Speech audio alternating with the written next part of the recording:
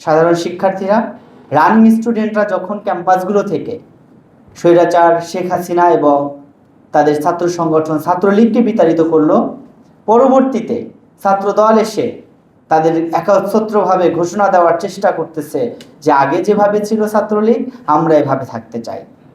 তাদের আসলে মনে রাখা দরকার, শিক্ষার্থীরা বিগত সময় ছাত্র সংসদ নির্বাচনগুলোতে তারা সুন্দরভাবে ভোটের মাধ্যমে প্রমাণ করেছে যে শিক্ষার্থীরা আসলে তাদেরকে ক্যাম্পাসগুলোতে দেখতে চায় না। আমাদের ক্যাম্পাসগুলোতে যারা ছাত্র নেতৃত্বের নামে যারা নেতৃত্ব দিচ্ছে, এক একজনের ছাত্র জীবন শেষ হয়েছে 10 বছর 15 বছর আগে। তারা যদি সঠিক সময় বিয়ে করত, তাদের সন্তানরা এখন ছাত্র রাজনীতি করত। তারা এখনো ছাত্রনেতা নাম নিয়ে ক্যাম্পাসগুলোতে পড়ে আছে। কেন পড়ে আছে? ঢাকা শহরে একজন মানুষের থাকা এবং খাওয়ার জন্য মিনিমাম 7 থেকে 8 হাজার টাকা দরকার। ক্ষেত্র বিশেষে যখন সে একজন নেতৃত্ব দেয় তার আরো বেশি দরকার। এটা যদি 10 হাজার টাকাও হয়, তার ছাত্র জীবন শেষ হয়েছে, 10 বছর হয়েছে, এখনো সে পড়ে আছে ক্যাম্পাসে। তার তো টিউশন নেই, তাই কে টিউশন দেবে? টিউশন করাচ্ছে না, কোনো ইনকাম নেই, তাহলে সে কিভাবে চলে? তার এখানে পড়ে থাকার কারণ কি? অবশ্যই কোনো স্বার্থ আছে। সেই স্বার্থগুলো কি?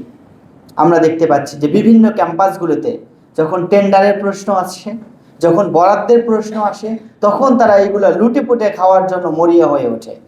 জগন্নাথ বিশ্ববিদ্যালয়ে একটি অস্থায়ী আবাসন নির্মাণ করা হবে, যার জন্য সরকার 20 কোটি টাকা বরাদ্দ দিয়েছে, এবং জগন্নাথ বিশ্ববিদ্যালয়ের দ্বিতীয় ক্যাম্পাস বাস্তবায়নের জন্য 10.5 কোটি টাকার যে ডিপিপি দেওয়া হয়েছে, এটার জন্য প্রায় 4.5 কোটি টাকা অলরেডি বরাদ্দ হয়ে গেছে। শিক্ষার্থীদের দীর্ঘদিনের দাবি ছিল এই ক্যাম্পাস নির্মাণের কাজগুলো সেনাবাহিনীর মাধ্যমে করাতে হবে, এবং 5 আগস্টের পরে আপনারা সবাই জানেন সচিবালয় ঘেরাও করে, সচিবালয়ের সামনে শিক্ষার্থীরা অনশন করে তখন ইন্টারিম সরকারকে বাধ্য করেছিল দ্বিতীয় ক্যাম্পাসের প্রথম ধাপের যে কাজ, অর্থাৎ বালু ভরাটের কাজগুলো সেনাবাহিনীর কাছে দেওয়া। সেই কাজগুলো তখন ইন্টারিম সরকার সেনাবাহিনীর কাছে হস্তান্তর করেছে। বিশ্ববিদ্যালয়ের তৎকালীন প্রশাসন তারা আমাদেরকে প্রতিশ্রুতি দিয়েছিল যে তারা যদি থাকে দ্বিতীয় ধাপের কাজও সেনাবাহিনীর কাছে যাবে, কিন্তু আমরা দেখতে পাচ্ছি দুর্ভাগ্যবশতভাবে কোনো কারণ ছাড়া শুধুমাত্র দলীয় লেজুর ভিত্তির উপর নির্ভর করে প্রশাসনকে সরিয়ে দেওয়া হয়েছে। নতুন প্রশাসন আসলো, আমরা প্রশাসনের কাছে বসেছি, আমরা নির্বাচিত প্রতিনিধি, যে স্যার শিক্ষার্থীদের দাবি ছিল, তাদের সংগ্রাম ছিল, এই কাজগুলো সেনাবাহিনীর মাধ্যমে বাস্তবায়ন করতে হবে। যেটুকু টাকা পেয়েছেন এটা দিয়ে কাজ শুরু করেন, সেনাবাহিনীকে দেন, ধাপে ধাপে যে টাকাগুলো আসবে এগুলো সেনাবাহিনীর হাতে অটো চলে যাবে। প্রশাসন আমাদেরকে আশ্বস্ত করতে পারে নাই। তারা আমাদেরকেই নিয়ে বিনিয়ে বোঝানোর চেষ্টা করছে সেনাবাহিনীর কাছে কাজ দিলে তাদের জবাবদিহি থাকবে না, সেনাবাহিনী তাদেরকে তোয়াক্কা করে না, সেনাবাহিনী প্রশাসনের কাছে নিয়মিত আপডেট দেয় না, সেনাবাহিনী প্রশাসনের তোয়াজ করে চলে না। কেন তোয়াজ করে চলবে? সরকার বরাদ্দ দিবে, সেনাবাহিনী তাদের কাজ করবে, আপনার কাজ বুঝিয়ে দেবে, এর মাঝে তো আর আপনার কাছে জবাবদিহি করার কিছু নেই। প্রশাসন যখন এভাবে নিয়ে বিনিয়ে চলা শুরু করলো, আমরা নির্বাচিত প্রতিনিধিরা এবং বিশ্ববিদ্যালয়ের শিক্ষার্থীরা আমরা বিষয়টা নিয়ে জোরালো আবেদন জানালাম যে অবশ্যই এই টাকা যাতে লুটপাট না হয়, এটা সুষ্ঠু ব্যবহারের জন্য সেনাবাহিনীর কাছে দিতে হবে। শিক্ষার্থীদের শান্তিপূর্ণ কর্মসূচিতে সন্ত্রাসী হামলা করলো ছাত্রদল এসে, তখন বিশ্ববিদ্যালয় প্রশাসন কি ছিল, তাদের ভূমিকা কি ছিল আপনারা সবাই দেখেছেন। বিশ্ববিদ্যালয় প্রশাসনের প্রত্যক্ষ ইন্ধনে সেদিন ছাত্রদল হামলা করে শিক্ষার্থীদের উপরে।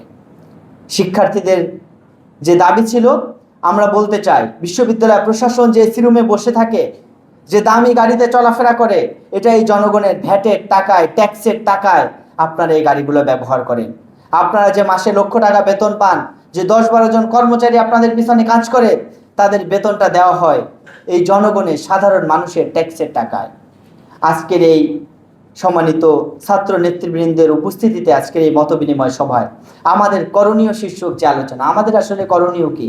আমাদের অন্যতম করণীয় হচ্ছে আমাদের যে প্রশাসনে যারা বসে আছে তাদেরকে এটা স্মরণ করিয়ে দেওয়া যে আপনাদের এই চেয়ারগুলোতে বিগত সময়েও আপনাদের মতো কিছু লোক বসেছিল, যারা ভালো আচরণ করে নাই, যারা দেশের সম্পদ লুটপাট করেছে, মানুষের উপর অত্যাচার করছে, তাদের পরিণতি খুব ভালো হয় নাই।